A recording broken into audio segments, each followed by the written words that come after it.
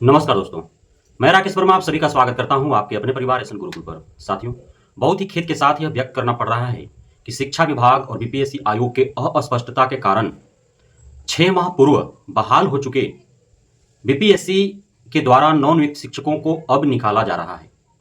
हालांकि जो योग्यता निर्धारित किए गए थे उस योग्यता के अनुरूप ये सारे शिक्षक नहीं थे, वे योग्यता धारण ही नहीं करते थे।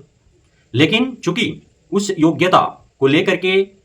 बिहार से लेकर के बाहरी तक के शिक्षक अभ्यर्थियों के बीच एक कंफ्यूजन था, इस कंफ्यूजन को न तो शिक्षा विभाग ने स्पष्ट किया और न ही बीपीएससी आयोग ने, और जिसका खमियाजा उन शिक्षकों को भुगतना पड़ रहा है। एक झटके में प्रत्येक जिलों से दर्जन भर से अत्यधिक शिक्षकों को निकालने का सिलसिला प्रारंभ हो चुका है। मैंने आज ही सुबह में आप सभी को बताया था कि पटना हाईकोर्ट ने यह स्पष्ट किया कि बिहार में शिक्षक बनने के लिए जो योग्यता निर्धारित की गई है, जिसमें आरक्षण की बात है, तो आरक्षण का लाभ अंततः सिर्फ और सिर्फ बिहार के अस्थायी निवासियों को ही मिलेगा। इसमें सीटेट के मार्क्स को लेकर के संशय था,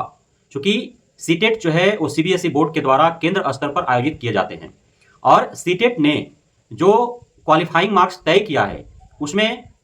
जो यूआर कैटेगरी के हैं, ईडब्ल्यूएस कैटेगरी के हैं, महिला हो या पुरुष, उनको 90 अंक लाने होते हैं और अन्य जितने भी कैटेगरी के हैं, चाहे एबीसी हो, ओबीसी हो, एससी हो, एसटी हो, पीएच हो, पुरुष महिला सभी को 82 मार्क्स लाने होते हैं। लेकिन सीबीएसई बोर्ड ने सभी राज्यों को शक्ति प्रदान की है कि वे अपने स्तर से आवश्यकता अनुसार महिलाओं को, एससी, एसटी, पीएच को जो है विशेष छूट दे सकते हैं, जिसके तहत बिहार के शिक्षक भर्ती में बिहार के अस्थायी निवासियों को जो सभी महिलाएं हैं और जो बीसी, ईबीसी हैं, उनको 82 अंक लाने होते हैं और अन्य जो एससी, एसटी और पीएच है उनको 75 अंक लाने होते हैं। बाकी यूआर और ईडब्ल्यूएस जो पुरुष वर्ग के हैं उनको 90 अंक लाने होते हैं। लेकिन यहाँ पे जो निर्धारित किया गया और जब विज्ञापन जारी किया गया उसके बाद जब सीटेट के मार्क्स को लेकर के जब भ्रम उत्पन्न हुआ तो उसको लेकर के एक नोटिस शिक्षा विभाग के द्वारा भी निकला। उसी नोटिस को फिर रिव्यू करके और रिवाइज कर दिया गया बीपीएससी के द्वारा। लेकिन उसमें जो नोटिस में बातें कही गई वह अस्पष्ट था और उसे समझने में जो है शिक्षक अभ्यर्थियों को समस्या हुई, जिसका निदान न तो शिक्षा विभाग ने कभी किया और न ही बीपीएससी आयोग ने किया। और ये सारे हजारों की तादाद में जो है दूसरे राज्य के महिला अभ्यर्थियों ने आवेदन किया, उन्होंने मेरिट लिस्ट में अपना जगह बना पाने में कामयाबी भी हासिल की। और चूंकि काउंसलर जो थे पूरे 38 जिला में 38 अलग अलग प्रकार से जो काउंसलिंग हो रही थी, तो उन काउंसलरों को भी पता नहीं था कि आखिर दूसरे राज्य की महिलाओं को आरक्षण दे है अथवा नहीं, उन्हें सीटेट में कितने अंक लाने हैं। लेकिन जहां कहीं भी काउंसलर इस बात को लेकर के स्पष्ट थे तो वहां के काउंसलरों ने वहीं पे जहां नजर उनकी गई सीटेट अंक पर दूसरे राज्य के महिला अभ्यर्थियों के, उन्होंने वहीं पे छांट दिया। लेकिन बहुत कम काउंसलिंग में ऐसे अभ्यर्थी छटे और अत्यधिक संख्या में जो है उनका काउंसलिंग हो चुका, वे ट्रेनिंग भी किए, योगदान भी हो चुका। कोई ट्रेनिंग के दौरान भी डीओ स्तर से जब कागजात जांच हुए तो उसमें छांटे गए और कोई ट्रेनिंग के बाद पहला वेतन उठा करके, कोई दूसरा वेतन उठा करके, कोई आज 6 महीना बीत जाने के बाद जो है छट रहे हैं। और इस छटने का सिलसिला अब चूंकि स्पष्ट हो चुका है, अब किसी प्रकार के संशय नहीं है, तो 38 जिलों से अब लगातार आपको खबरें देखने को मिलेगा। और मैं पूरे दावे के साथ कह सकता हूं कि टीआरई 1 और टीआरई 2 में बहाल लगभग 20,000 से भी अत्यधिक ऐसे शिक्षक हैं जिन्हें इस संशय में योगदान करा लिया गया कि चूंकि वे महिला हैं इसलिए इन्हें 82 अंक ही लाना है। लेकिन मैंने बार बार कई वीडियो के माध्यम से प्रारंभ से ही जब परिणाम घोषित किए गए और उनका जब योगदान होना आरंभ हो गया, काउंसलिंग होना आरंभ हो गया, कुछ छटे, कुछ हटे और कुछ का ले लिया गया, उसी समय मैंने स्पष्ट तौर पर पूरे तथ्यात्मक तरीके से जो है एक वीडियो के माध्यम से आपको समझाया था कि किसी भी स्थिति में जो है दूसरे राज्यों की महिलाओं को आरक्षण नहीं दिया जाएगा। अर्थात जो यूआर कैटेगरी में जो 50% जो महिलाओं के लिए आरक्षित सीट था, उस सीट पर सिर्फ और सिर्फ बिहार के अस्थायी निवासी जो महिला अभ्यर्थी थे उन्हीं का सिर्फ अधिकार था। और अन्य जो 50% ओपन था वो पुरुषों के लिए नहीं था, क्योंकि पुरुषों के लिए कोई आरक्षण नहीं। जो लिंग के आधार पर जो आरक्षण दे है प्रत्येक कैटेगरी में 50% वह महिलाओं को है और अन्य जो 50% रहा वो पुरुषों का नहीं है, प्रत्यक्ष रूप से भी और प्रत्यक्ष रूप से भी वह ओपन है। तो यूआर कैटेगरी में 50% महिलाओं के लिए जो सुरक्षित सीट थे वह सिर्फ और सिर्फ किसके लिए था? बिहार के अस्थायी निवासी महिला अभ्यर्थियों के लिए। अन्य जो 50% था ओपन था और उसी पे बिहार के भी जो पुरुष यूआर कैटेगरी के कैंडिडेट थे वो आवेदन करते, जो दूसरे राज्य के पुरुष कैंडिडेट थे वे भी आवेदन करते, दूसरे राज्य के महिला अभ्यर्थी थे वे भी आवेदन करते। लेकिन चूंकि काफी भ्रम था, इस वजह से दूसरे राज्य के महिला अभ्यर्थियों को यूआर कैटेगरी के जो महिलाओं के लिए आरक्षित 50% जो कोटे थे उसमें उनको डाल करके और अत्यधिक संख्या में है दूसरे राज्यों के महिला अभ्यर्थियों को बहाल कर लिए गए। जैसा कि एक आरटीआई के द्वारा जो बीपीएससी आयोग के माध्यम से जो आंकड़े निकल करके आया, मुजफ्फरपुर के अनिल कुमार ने जब आरटीआई निकाला, आरटीआई जब लगाया बीपीएससी आयोग में, तो बीपीएससी आयोग के जो अधिकारी हैं,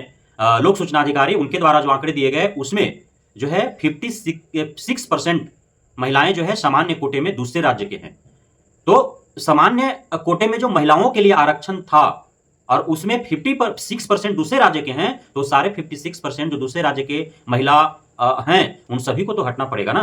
क्योंकि वे सभी जो है वे आरक्षण का लाभ लेकर के और घुस चुके हैं, क्योंकि उन्हें आरक्षण देना ही नहीं था। आरक्षण सिर्फ और सिर्फ जो अस्थायी निवासी बिहार के हैं उन्हें सिर्फ देना था।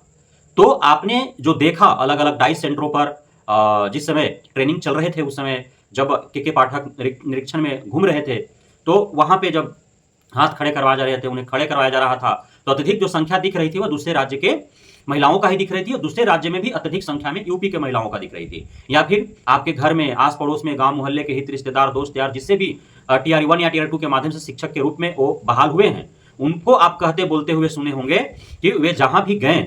तो वहां उनको ऐसा प्रतीत हुआ और ऐसा उन्होंने पाया कि दूसरे राज्य के ही अभ्यर्थी जो है अत्यधिक देखने को मिले।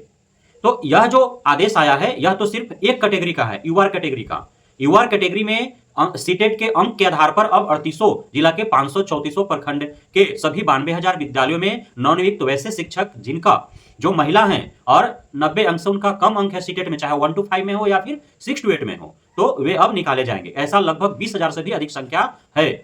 टीआर 1 टीआर 2 दोनों में मिला करके। क्योंकि जो आरटीआई लगाया गया था टीआर 1 को लेकर के लगाया गया था, टीआर 2 को लेकर के अभी आरटीआई नहीं लगाया गया है, ना कोई जवाब आया है। तो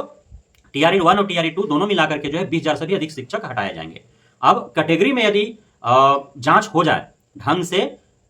निवास प्रमाण पत्र और जाति प्रमाण पत्र, तो इसमें भी 20,000 से भी अत्यधिक दूसरे राज्यों के शिक्षक पकड़े जाएंगे, क्योंकि वे फर्जी तरीके से बिहार के जो आसपास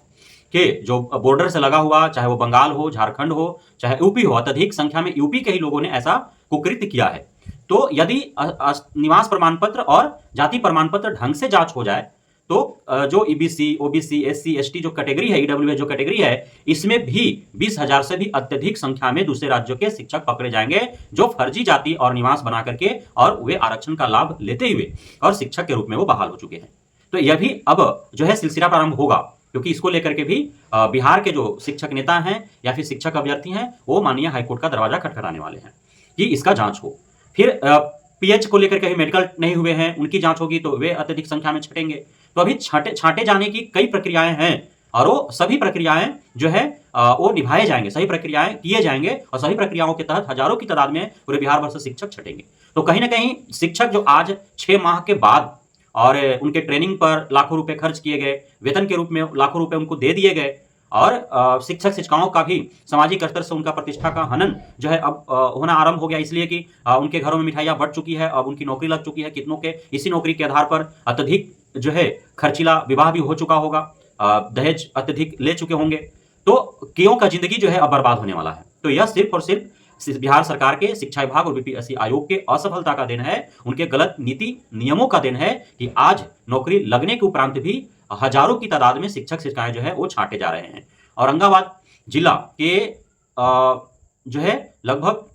10 शिक्षकों को जो 6 to 8 में बहाल थे उनको सिर्फ इसलिए छांटा गया कि उनका सीटेट में 90 अंक से कम मार्क्स थे, इसलिए उनको जो है हटा दिया गया। उनसे स्पष्टीकरण पूर्व में ही मांगा गया था, अप्रैल माह में ही, लेकिन उन्होंने स्पष्टीकरण नहीं, क्या स्पष्टीकरण दे सकते थे, वो कोई स्पष्टीकरण नहीं उन्हें दिए और उसी बीच में जो है माननीय हाईकोर्ट का आदेश आ गया, अब जो है उन्हें हटा दिया गया है। तो औरंगाबाद से लेटर अभी जारी हुआ है, 10 शिक्षकों को 6 to 8 में बहाल थे उन्हें हटाया गया है। तो प्रत्येक जिलों से दर्जनों शिक्षकों को हटाया जाएगा। तो 38 जिला है, 38 जिला से एक जिला से कई दर्जन शिक्षक हटाए जाएंगे। इसलिए सिर्फ यूआर कैटेगरी में टीआर 1 टीआर 2 के 20,000 से भी अधिक शिक्षक हटाए जाने का अनुमान है। यदि कैटेगरी वाइज जाति प्रमाण पत्र, निवास प्रमाण पत्र का सही से जांच हो जाए तो 20,000 से अधिक कैटेगरी में जो आरक्षण का लाभ लिए है फर्जी जाति निवास बना करके वे भी हटेंगे। तो लगभग 40,000 की संख्या में दूसरे राज्यों के शिक्षक टीआरई 1 टीआरई 2 में जो गलत तरीके से बहाल हुए हैं उनकी छटनी हो जाएगी, उतने पद रिक्त हो जाएंगे। जो अगस्त में होने वाला जो आगामी टीआरई 0.4 जो आने वाली है उसमें जो है एसआई रिक्तियां जुटेंगे और आपका नई भर्तियां के तहत फिर नए अभ्यर्थियों को मौका दिया जाएगा। बहुत बहुत धन्यवाद आप सभी साथियों का हमारे साथ जुड़े रहने के लिए, बड़े रहने के लिए, इतना प्यार देने के लिए, हमें भरोसा बनाए रखने के लिए। जय हिंद।